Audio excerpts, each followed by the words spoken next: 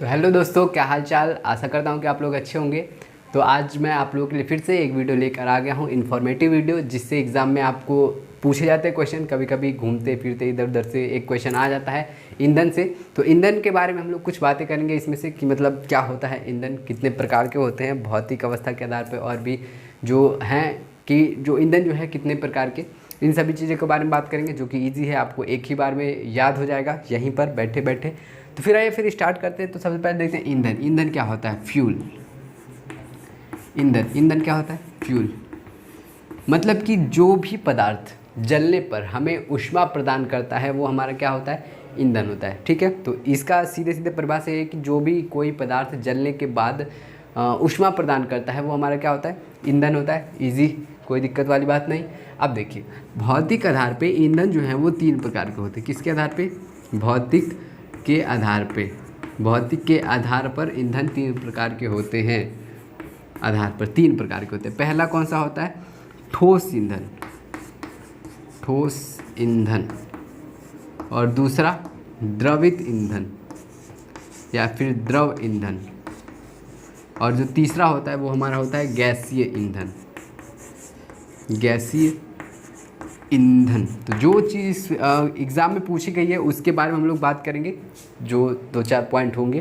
तो देखिए, ठोस ईंधन जो होता है ये, इसमें हमारे क्या क्या आते हैं? ठोस आता है, सॉरी, ठोस में जैसे कि लकड़ी हो गया, उसके बाद से कोयला हो गया, लकड़ी, कोयला, और भी जितने भी ठोस जो जलाने पर ठोस होते हैं, जलाने पर ऊष्मा देते हैं, वो हमारे किस में आते हैं?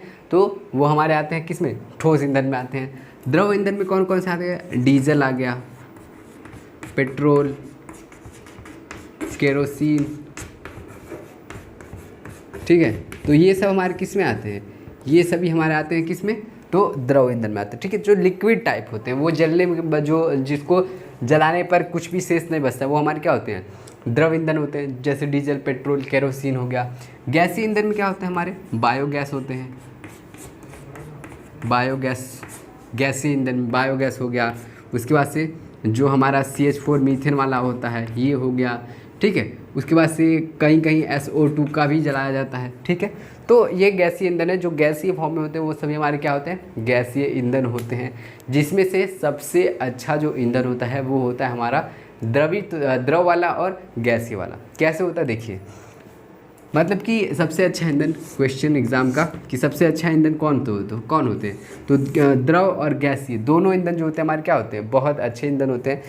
इनका खासियत ये होता है, यहाँ पर एक हाइड्रोजन भी लिख लीजिए, हाइड्रोजन लिख लीजिए, LPG लिख लीजिए। ठीक है, ये सब क्या है? हमारे गैसीय वाले ईंधन है।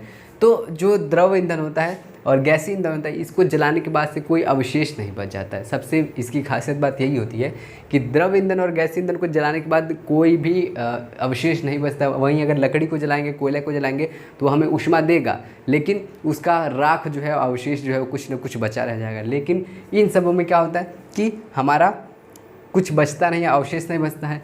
और इन सबों की खास बात ये होती है कि ये जो पर्यावरण प्रदूषण होता है वो क्या करता है? कम करते हैं। ये सब प्रदूषण जो है वो कम फैलाते हैं। वहीं पे देखिए, लकड़ी जो है, इतना धुआं, बहुत ज़्यादा पोल्यूशन फैलाएंगे सब। ठीक है, उसके बाद से प्रदूषण कम फैलाते हैं। इनका ऊष्मीय मान जो है वो क्या होता है? अधिक होता है। क्या होता है? ऊष्मीय मान। ऊष्मीय मान जो होता है वो क्या होता है? अधिक होता है। ऊष्मीय मान मतलब कि जलने के बाद वो सब कितनी ऊष्मा दे रहे हैं, वही उससे क्या होते हैं? ऊष्मीय मान कहलाता है। ठीक है, तो ऊष्मीय मान जो है वो द्रव का और गैस का बहुत ज़्यादा होता है। जिसमें अगर बात करें कि हाइड्रोकार्बन में, हाइड्रोकार्बन मतलब कि जो हाइड्रोजन और कार्बन से जो मिलकर जो गैसीय ईंधन बना रहता है उसको हम लोग हाइड्रोकार्बन बोलते हैं। जैसे कि CH4 मीथेन।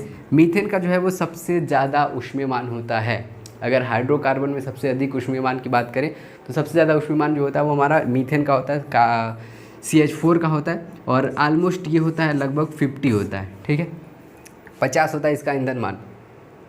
ठीक, और इसके बाद से 50 से ज़्यादा ही होता है आई थिंक। मेथेन का 55 होता है। हाँ, 55 होता है, सही है, 55। ठीक है, तो 50 नहीं, इसका 55 होता है, ये देख लेंगे। उसके बाद से हमारा होता है एक हाइड्रोजन होता है, जो हम लोग यूज़ करते हैं कहाँ पे? जो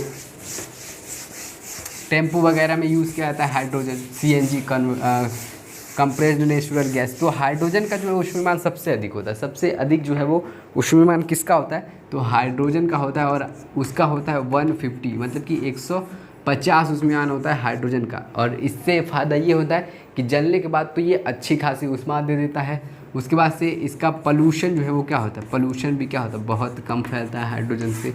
दूसरी बात कि इसका ऊष्मीयमान जो है वो क्या होता है, बहुत ज़्यादा होता है, 150 सबसे ज़्यादा किसी का होता है, इसी का होता है। ऊष्मीयमान सबसे ज़्यादा होता है हाइड्रोजन का, 150 होता है, ठीक है। 150 कितना, किलो कैलोरी जूल, या फिर कैलोरी जूल कह सकते हैं, कैलोरी जूल, 150 कैलोरी जूल। तो ऊष्मीयमान क्या होगा, इससे सबसे ज़्यादा होता है, 150 होता है लगभग। पॉल्यूशन कम फैलाते हैं, तो जलने के बाद कोई अवशेष नहीं बचता है, जलने के बाद कोई अवशेष नहीं बचते हैं, कोई अवशेष नहीं बचता, ठीक। तो ईजी था, बस आप लोग को मुझे लगता है कि आपको यहीं बैठे बैठे ये सभी चीज़ें याद हो गई होंगी। तो भौतिक आधार पे तो ये होते हैं। उसके बाद से आपके वैसे भी 2 प्रकार के ईंधन पाए जाते हैं, एक होता है प्राथमिक ईंधन और दूसरा होता है द्वितीयक ईंधन, ठीक है। तो प्राथमिक ईंधन में जो होता है, प्राथमिक ईंधन में हम लोग का जो पाया जाता है, जैसे कि जो डायरेक्ट प्रकृति से मिल जाए वो हमारे क्या होता है, प्राकृतिक ईंधन होते हैं, जो प्रकृति से डायरेक्ट मिल जाते हैं। जैसे कि मान लीजिए हमारा लकड़ी हो गया, कोयला हो गया, ये सभी क्या है, हमको डायरेक्ट प्राकृतिक से मिल रहे हैं, तो और ये जलते हैं, ठीक है। तो ये वाले हमारे प्राथमिक ईंधन। और द्वितीयक ईंधन क्या होते हैं, द्वितीयक ईंधन वे ईंधन होते हैं जो प्राथमिक ईंधन से प्राप्त होते हैं। बस जो प्राथमिक ईंधन से प्राप्त होते हैं वो हमारे क्या होते हैं, द्वितीयक ईंधन होते हैं। जैसे पेट्रोलियम हो गया, हमारा डीजल हो गया, ठीक है, ये सब क्या है हमारे, तो ये सभी हमारे क्या है, द्वितीयक ईंधन है। तो प्राथमिक द्वितीयक इसी भी प्रकार के होते हैं। क्वेश्चन आपसे कहीं से भी किसी तरह से पूछ सकता है। बस इस वीडियो को हम लोग यहीं पर ख़त्म करते हैं, बाकी आपसे मिलते हैं अगले वीडियो में एक फिर से इन्फॉर्मेटिव वीडियो के साथ। बाकी वीडियो अगर अच्छी लगी हो ज़रूर लाइक करिएगा, कमेंट में बताएंगे आप लोग कि वीडियो आपको कैसी लगी। बाकी मिलते हैं आपसे अगली वीडियो में, तब तक के लिए बाय बाय, टाटा और थैंक यू।